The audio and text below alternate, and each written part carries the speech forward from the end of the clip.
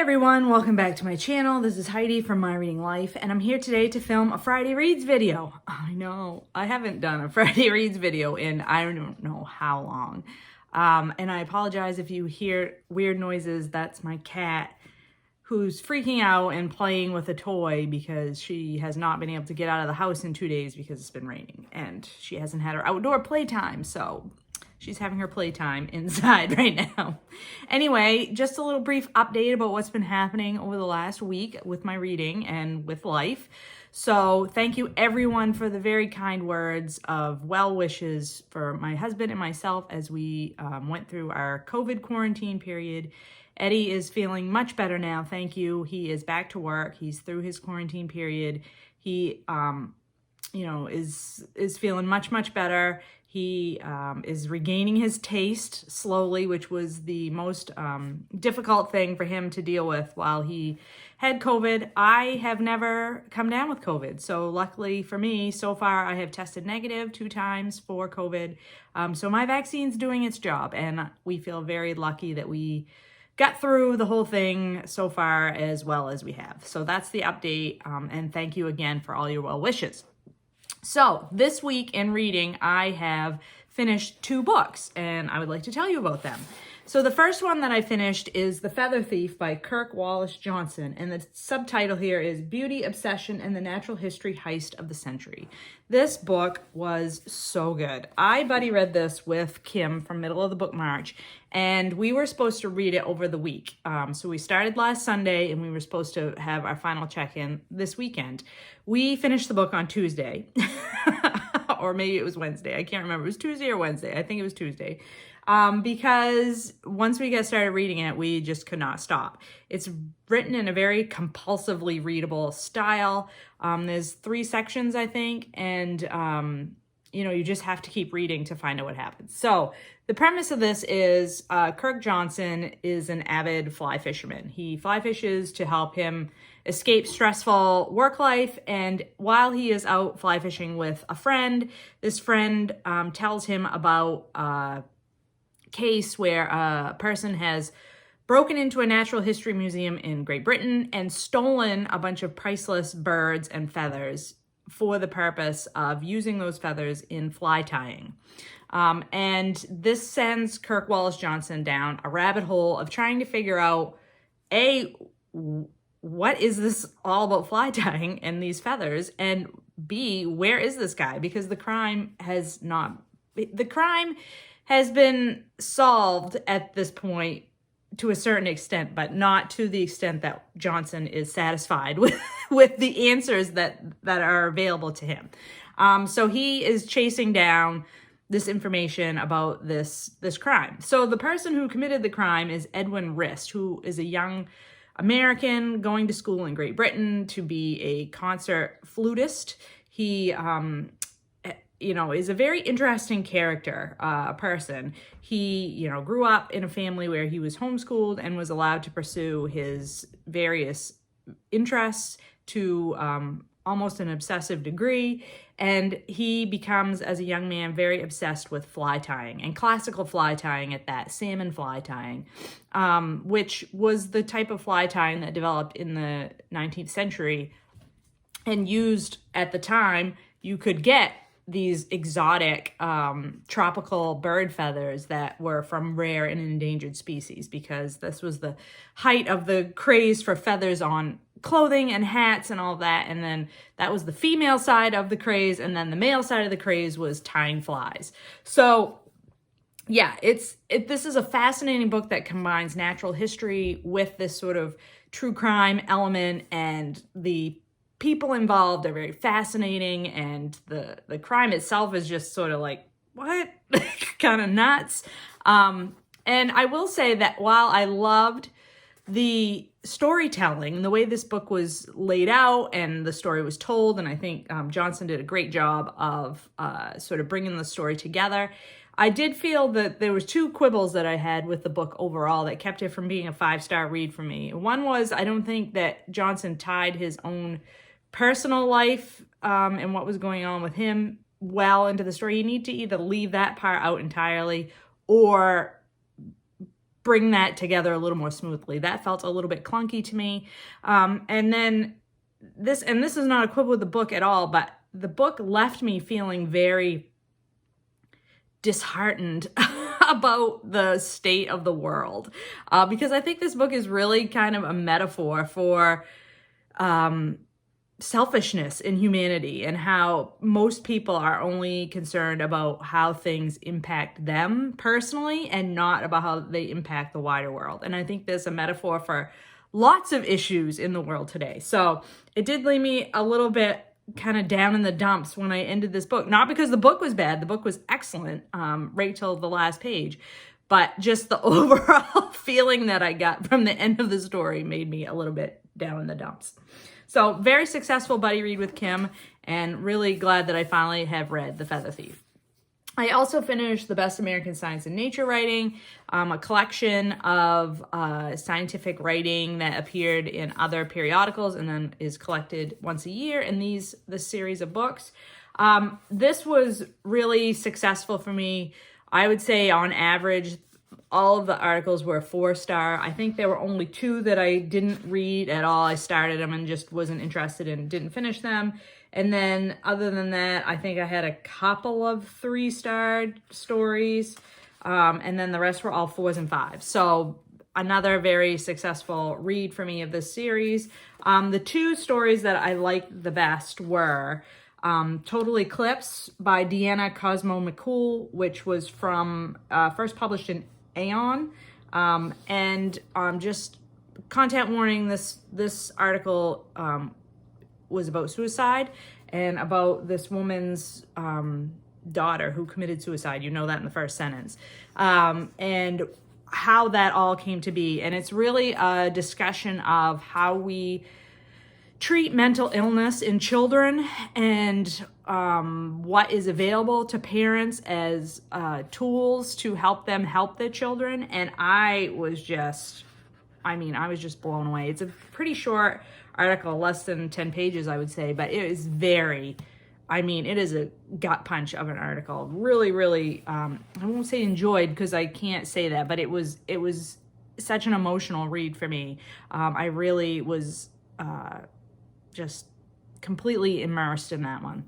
And then my second favorite book was my second favorite article in this was the very next article. It's called We Have Fire Everywhere by John Mooallem from the New York Times Magazine. And this was a long article. This one went, that's quite long for a science-based article. So this is all about experiences of individuals during the Paradise wildfire in California. And it opens up with a woman fleeing her home the morning of the fire and getting stuck in a traffic jam while fire is all around them. All these people lined up in these cars, and houses going up in flames, trees going up in flames all around them as they sit in their cars and have no means of escape.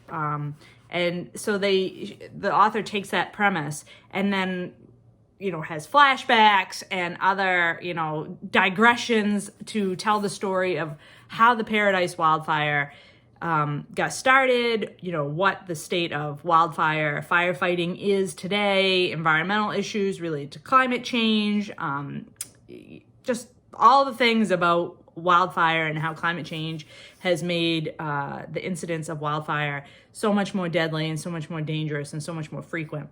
It's an excellent, excellent article. So anyway, I've sung the praises of this series so often, but I do love The Best American Science and Nature Writing. This is the 2020 edition. So those 2 were both on my original Nonfiction November TBR. So I have read 6. Is that right? No, I've read 5 of the books that were originally on my Nonfiction November TBR. I am right now currently reading another one from that TBR. That's If Then, How the Semantics Corporation Invented the Future by Jill Lepore. I am 140 pages into this, and it is just so fascinating. I love Jill Lepore's writing. I was unsure about this particular book just because I'm not particularly interested in reading about computer technology. But this book is about so much more than just computer technology. It is about the beginning use of computers to model different things, and in particular to model human behavior. And so this corporation was developed by men who were sure that they could model human behavior such that they could predict how humans were going to behave, particularly in elections. This book shows how that sort of data began to be used in elections. And what I find fascinating is how divided people were about the morality and the ethical nature of doing this sort of, voter slicing and dicing of voter information, which is today, like, we don't even question it. Like, it's just how it's done. But in the 50s, it was new and scary and people did not like it. So yeah, this is really interesting, and reading this book reminds me a lot of two fictional pieces of writing that I read earlier this year. One was The Woman's Room by Marilyn French, and the other was Revolutionary Road, both of which are mid-20th century novels set in America.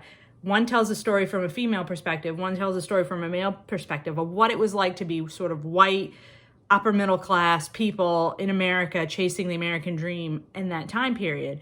And this is like the nonfiction version of that, because you get there's a lot of people. That's the one quibble I would have about this book so far, is that there are a lot of people involved, and sometimes it's hard to keep their names straight, all the different men that are involved in this corporation.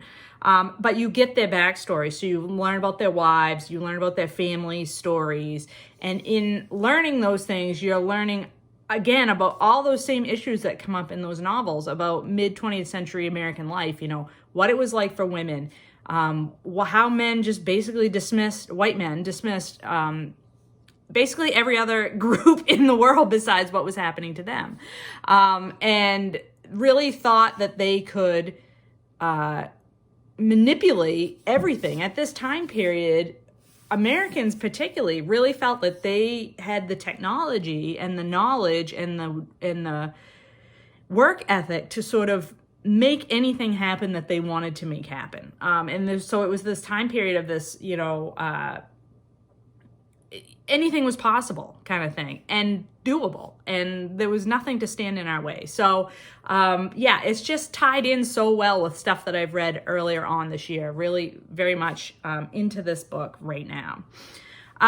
So what else am I currently reading? I am also currently reading a memoir for Indigathon, and that is Halfbreed by Maria Campbell. I'm buddy reading that with Sean the Book Maniac, and it is really excellent.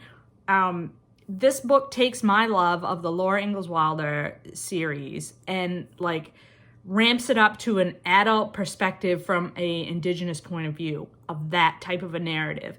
The memoir almost reads like fiction because she's telling the story of her life. So she's going through her childhood, how they lived, the deprivations they were not, that's the wrong word. They were very poor.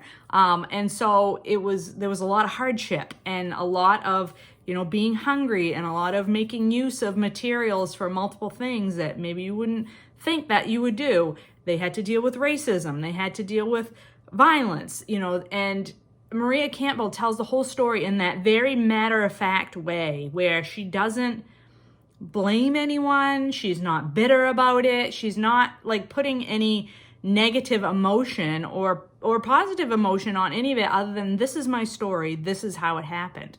And I'm just loving it. It's so, so interesting and so heartbreaking and I'm just so engaged with it, and it's wonderful. So I'm loving that. I am also reading, I'm just looking at my notes to make sure I don't forget anything. I have started my next presidential biography, and that is Benjamin Harrison by Charles Calhoun. I am reading that as an ebook and from Scribd, and it is another book in the American Presidents series, so it's one of those short biographies. It's about 300 pages long, and I'm about 50 pages into it. I'm not very far into it yet, but Benjamin Harrison is I did not know much about him when I started the book. He is the grandson of William Henry Harrison, who had been president some years before. And he is after reading Grover Cleveland and all of his scandalous personal life, Benjamin Harrison is like the polar opposite in terms of his personal life so far. I mean, maybe it's going to change, but it's really interesting to realize that Grover Cleveland was president, Benjamin Harrison was president for a term, and then Grover Cleveland was president again, because they are very, very different men.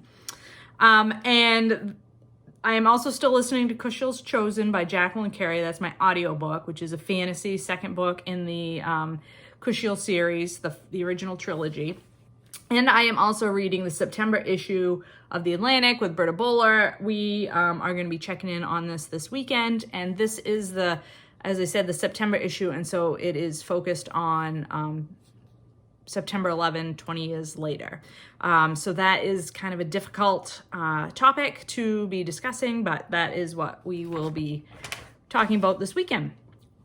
What I plan to pick up in the upcoming week, my focus will be on The Seed Keeper by Diane Wilson, which is the Book Naturalist Book Club pick for November. It also fits for Indigathon. This is published by Milkweed Editions, and I mean, that cover, just gorgeous. Really excited to start this book. Have heard nothing but good things about it, so don't have anything to say about it other than really looking forward to starting this week. So that's it. That's my Friday reads. That's what I have read and am reading and will be reading. I hope you're all doing well and finding some great books to read, and I will talk to you later.